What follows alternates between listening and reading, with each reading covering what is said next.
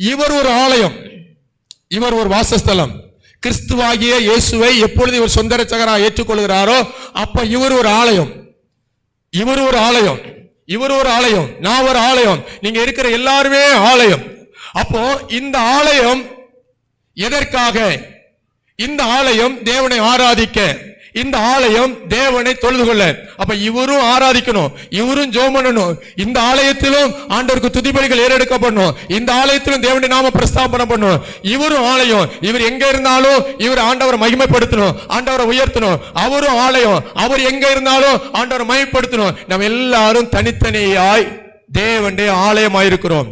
இப்போ சபை கூடி வருதல் என்று வரும்போது, எங்கே என் நாமத்தினாலே 2-3 பேர்கள் கூடியிருப்பீர்களோ அவர்கள் நடுவிலே நான் இருப்பேன். பாருங்க, அந்த அப்போஸ்தலர்கள் வாஸ்தவம் பார்த்தீங்களா? நான் தங்கியிருக்கத்தக்க ஸ்தலம் எது? இப்ப ஆண்டவர் எங்கே தங்குவார்? இப்ப ஆண்டவர் எங்கே தங்குவார்? இந்த ஆலயத்துக்குள்ள தங்குவார், இந்த ஆலயத்துக்குள்ள தங்குவார், இந்த ஆலயத்துக்குள்ள தங்குவார், இந்த ஆலயத்துக்குள்ள தங்குவார். அவன் அங்கே இருக்கிற ஆலயங்களுக்குள்ள தங்குவார். நம்ம எல்லாரும் ஆலயமாய் கூட்டப்படும் போது இங்கே கர்த்தர் இருக்கிறார். இப்ப நம்ம 2-3 பேர் இல்ல, அநேகர் கூடி வந்திருக்கிறோம். அவருடைய நாமத்தினாலே கூடி வருகிற இடத்துல தேவன் வாசம் பண்ணுவார். ஆண்டவருடைய நாமம் உயர்த்தப்படுகிற இடத்துல கர்த்தர் இருப்பார்.